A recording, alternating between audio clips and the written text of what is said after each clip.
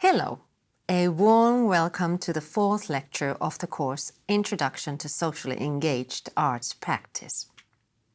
Today, we'll talk about what communities are, what the contexts are, and why a CE practitioner needs to understand their diversity and specific needs and challenges. We will also consider what entering a new environment as a SEA practitioner entails. Then we will talk about multi-professional work and its possibilities and challenges in SEA practice and how to make the collaboration functional. We will also touch upon leadership and discuss the impacts and assessment of an SEA project. In the end, we will also provide a list of links online toolkits and resources for SEA projects. SEA projects often, not always, involve communities. A community generally entails a group of people with something in common. Communities are formed over time by sharing the same neighborhood, interests, studying or working together. They can also materialize through long-term bonding, shared identities or subculture interests. Here, subculture refers to a group that shares values, environmentalists, for example.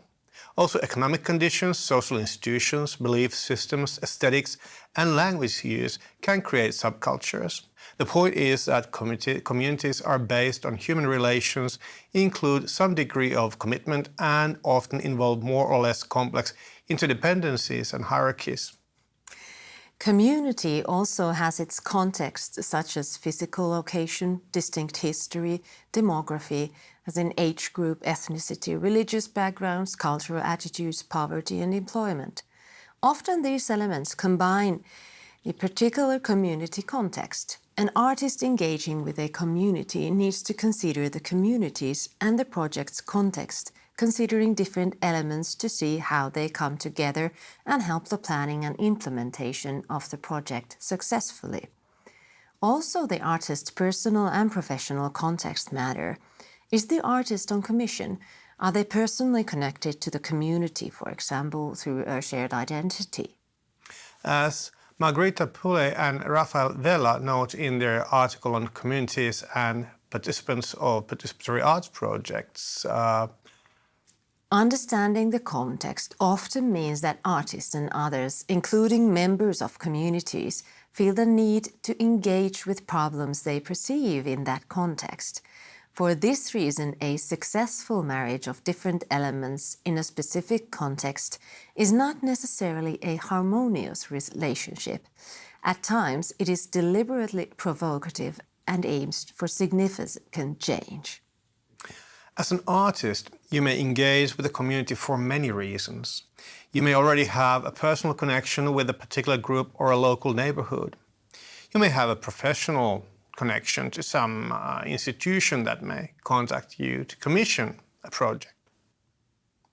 A local organization already engaged with a community may invite you to work as an artist in residence. Also, a group of people within a community may identify a need to work with an artist and set up a bottom-up initiative. You may wish to contemplate site-specific themes such as locational identity and invite people to participate.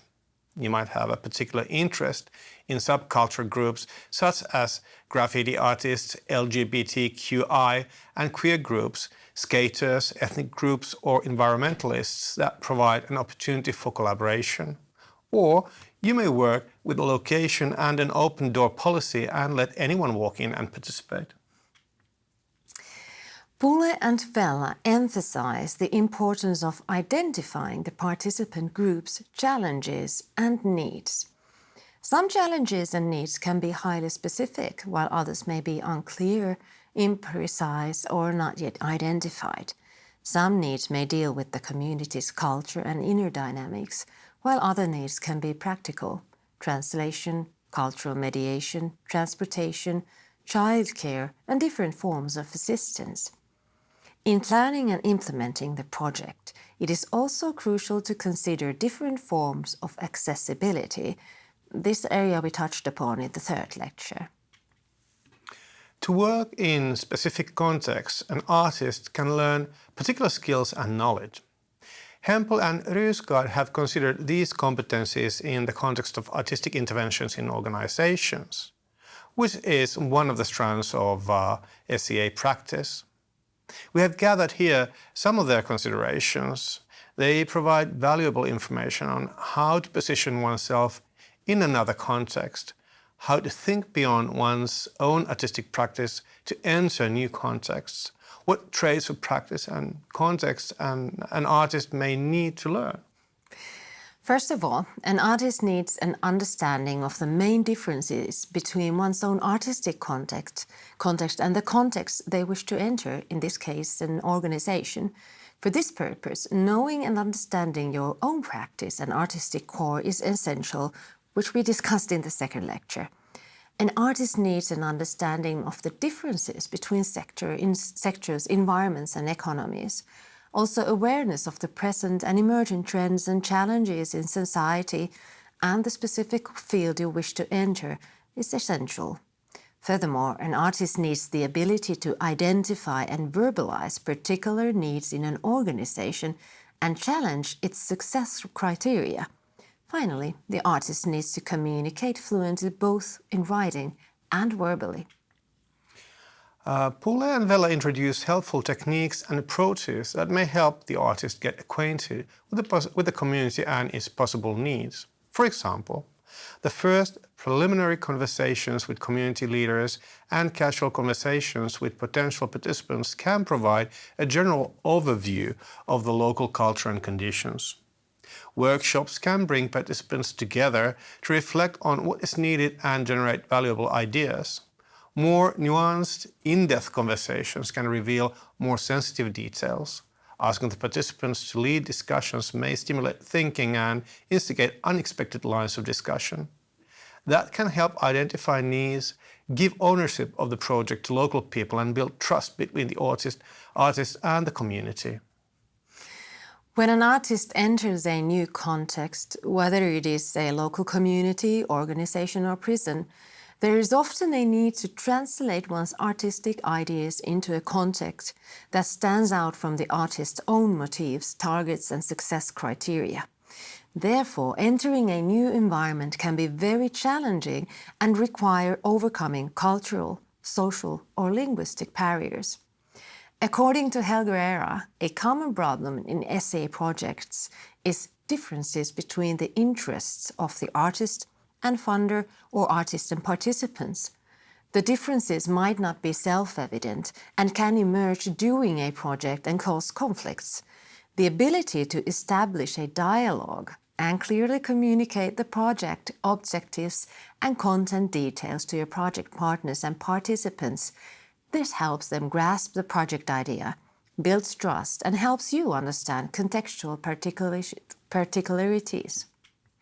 Here, for example, is a quote from a socially engaged arts professional from Finland doing arts-based work in prisons.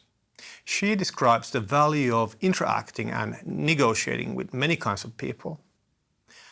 Quote, "In prison, the challenges are related to the relationship between the inmates and the institution, being able to also discuss with the guards who think it sucks that you are there because some people think so.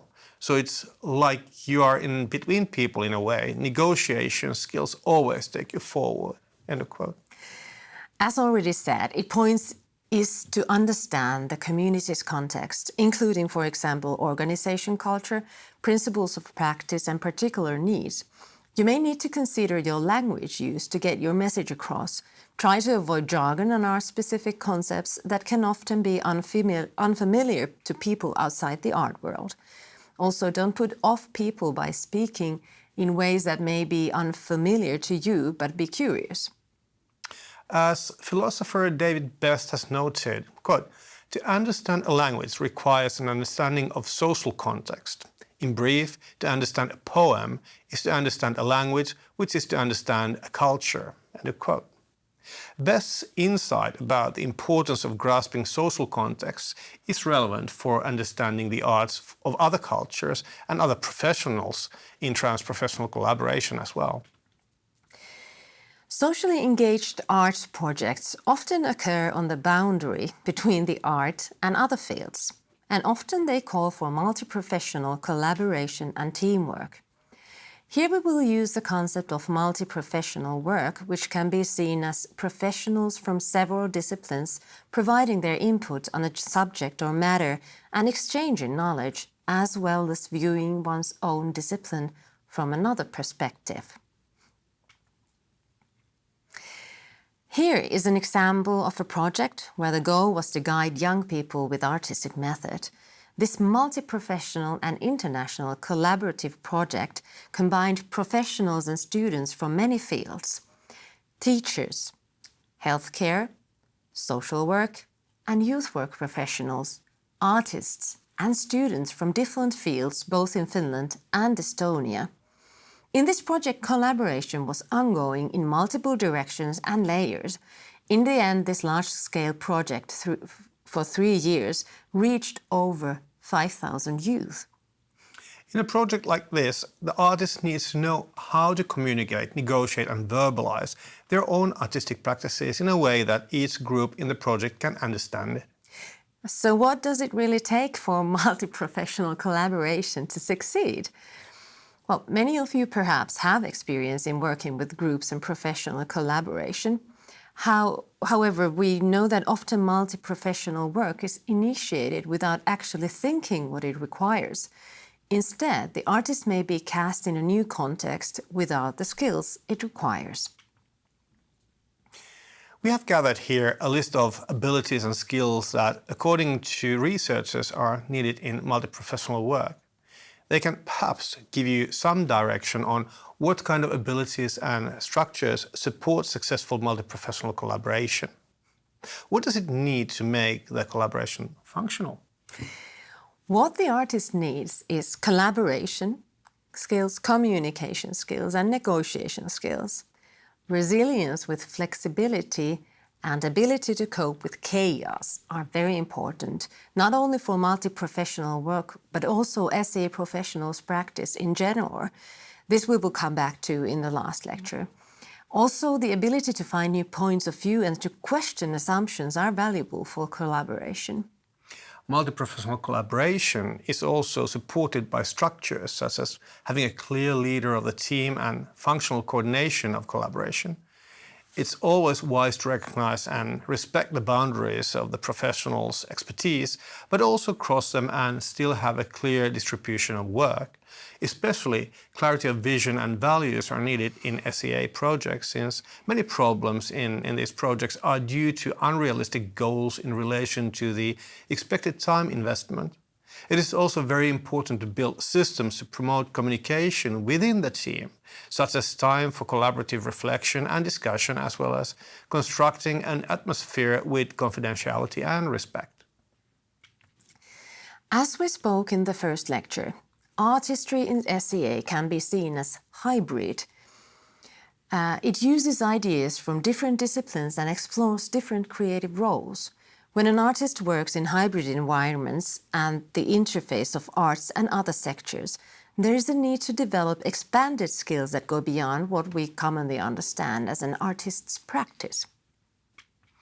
Within a SCA project, the artist may have to carry not one but many roles, either simultaneously or as time goes by.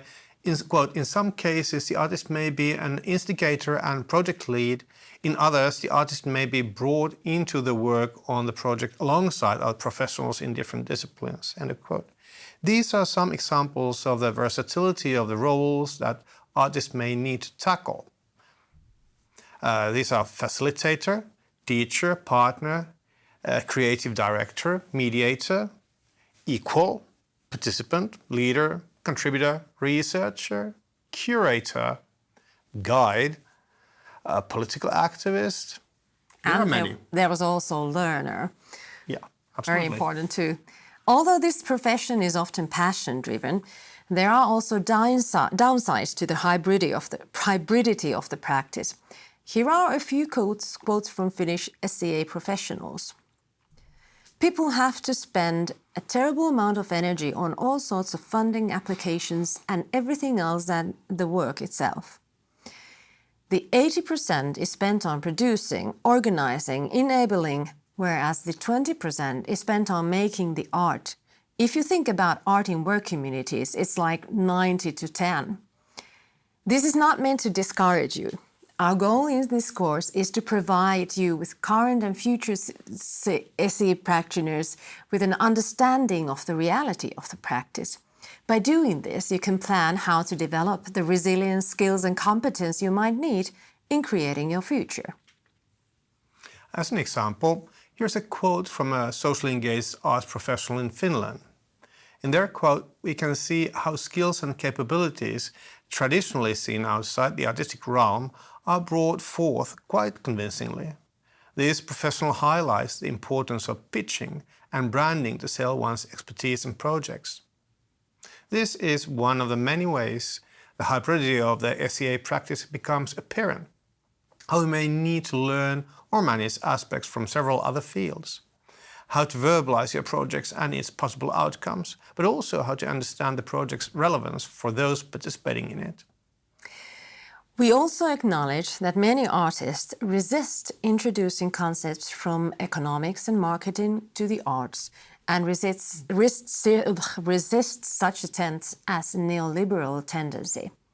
However, the connection between artists' future employability, service commodity, and branding has been recognized in higher education. Here at UniArts Helsinki, we offer courses in employability and entrepreneurship to help students cope with project-based work. These include the ability to verbalize the idea of a SEA project and its possible outcomes or impacts to different stakeholders, including funding bodies. This means speaking about your aims and methods, goals, and the different ways for different parties. When we think of verbalizing a SEA project or developing one's own professional practices, it is relevant to know the work and its possible impacts on those participating. This is not only related to income, but also to general development and securing ethical conduct with participants. However, the discussion on the impacts of arts has a long history. For example, there has been empirical knowledge about the well-being effects of art for millennia. The idea of transforming a SEA project into measurable attributes might seem impossible to imagine, as Belfiore and Bennett have argued. Moreover, even the number of potential factors affecting the transformation would be so great that, according to Belfiore and Bennett, it would be impossible to establish with certainty that experiences of the arts have been the root cause. They continue by establishing an aesthetic encounter, as in engagement with the arts, as above all an individual subjective experience. This means that any generalizations such as art heals or carousing is good for your health are indeed unfounded and should always be considered in relation to the participants' individual pasts, know-how and the situational factors such as the social, physical and mental environment.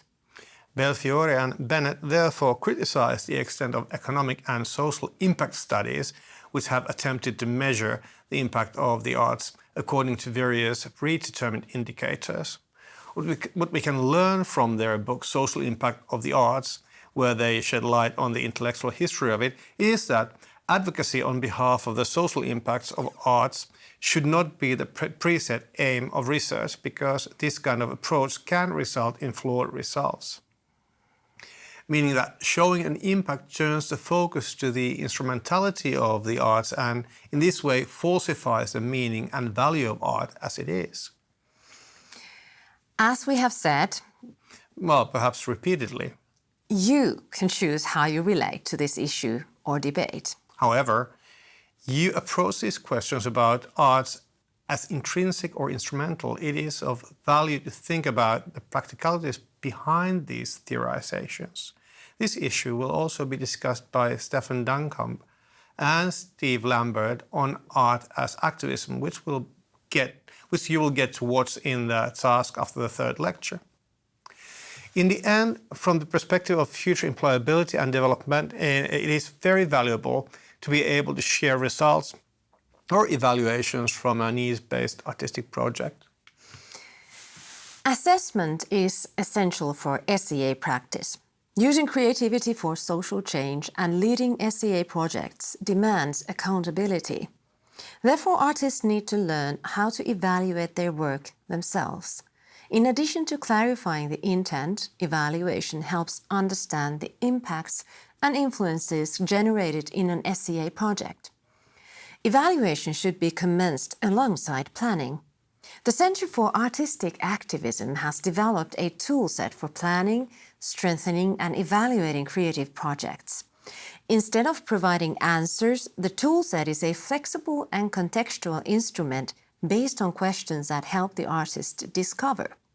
We sincerely recommend using it if you are planning to initiate SEA projects. Although a thorough review of the toolset is beyond the scope of this Two Credits lecture, we want to look at some of the sections because they provide an overview of planning and executing an SEA project. Firstly, it is important to start by setting your aims and goals. What do you want to do? What is your artistic goal? What is your social activist ethical goal? This is possibly the most important question to answer when starting a new project. It can also help you return to your initial intentions in moments of uncertainty or conflicting ideals in the project. Secondly, who do you want to reach? Especially in activist approaches, it is important to think who is the audience you want to move and help cause change. On the other hand, if your target is to enhance well-being, who are the audience you wish to help with your skills? Also, if your context is organization, who do you want to reach there? Is it someone with power? This can be elaborated to the secondary and unintended audiences. It can also be expanded to considering what you want the audience to think, feel, and do. Thirdly, think about ethics. What principles guide your work? What are the core values that make up your ethical code? How will you apply your ethical code to your project? Moving on from planning to execution and assessment, you can come back to this code of ethics and reflect on how consistently you have followed it. Now we are finally at the stage of the intervention or practical part of your project, and you can ask yourself, what do I want to create? When you write your first ideas, try not to judge. Let your inspiration flow. You can come back to this phase many times during your project planning, especially because this phase you will use to check against the first three aspects, as in your aims, audience, and code of ethics. Now it is time to consider how you know if you have met your goals. For this purpose, you need to observe the intervention and people's reactions, interactions, actions, and feelings. If this is a bigger project, you might also want to keep an eye on the media.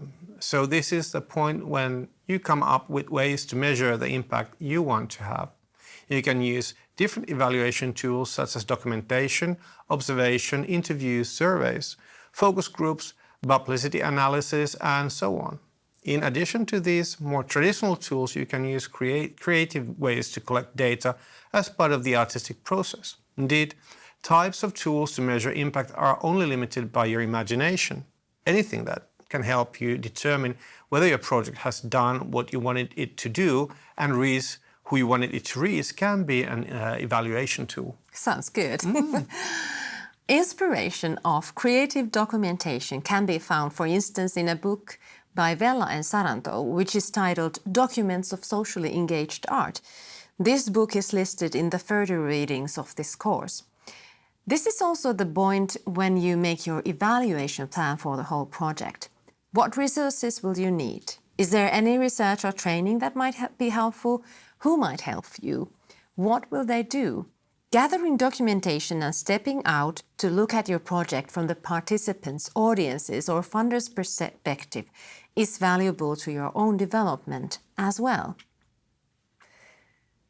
The second to last question or aspect is evaluation, which is at the point when you have conducted your project's practical part or intervention. First of all, remember to describe the process in as much detail as possible. For instance, in one project that lasted 8 months, I sat down after every session and wrote down what happened, what I felt, what surprised me, what I noticed during the sessions, what was the interaction like, and what were the practices we did. This process of writing resulted in a lot of text, which I then could use as documentation of the project, as well as evaluation and verbalizing the impact. In evaluation, it's important to reflect your aims, audience, and code of ethics. Did you succeed? How did you fail? And how did you know this? It is also important to think about long-term evaluation and how to conduct it. The last question is about knowing what you know now, and how might you change your project. One of the frustrations of the creative process is that it's often not until the end of your project that you realize what you might have done better. One of the joys of the creative process is that there's always chance to do it over and do it differently. So far, we have talked about communities and contexts, entering a new environment as a C practitioner, and multi-professional work, as well as the landscape of planning and assessing SEA projects. One of the roles as a practitioner often needs to cover is managing groups and projects.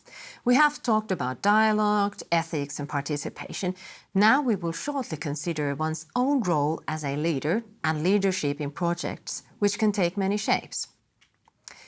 Hall defines leadership as authentic and transformational, with an emphasis on the leader's introspection and adjustment. How to coach oneself to become a better leader. According to Hall, the 6 core dimensions of leadership are flexibility as in adjustable focus and style, intentionality with mindful communication practices, emotional intelligence, which means the ability to regulate and use emotions effectively, realness and authenticity, which blends stoicism with humility and vulnerability, collaboration, using proven methods to coach, mentor, and empower.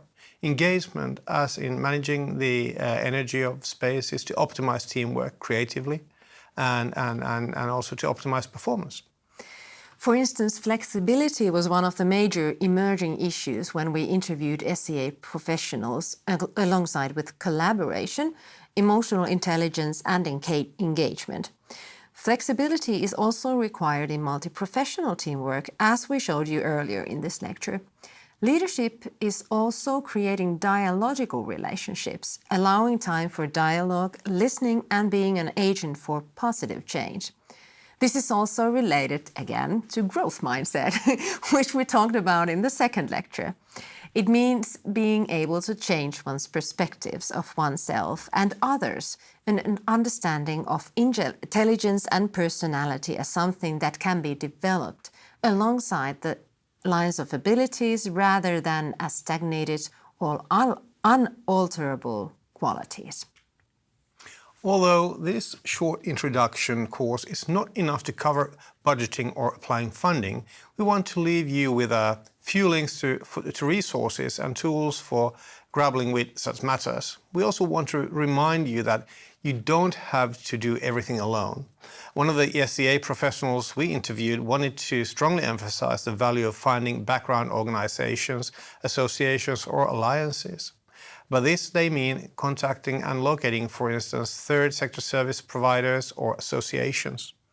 When contacting these locations, we urge you to consider what we have talked about, the value of verbalizing your artistic competence, leading projects, multi-professional working conditions, and considering the impacts of SEA projects.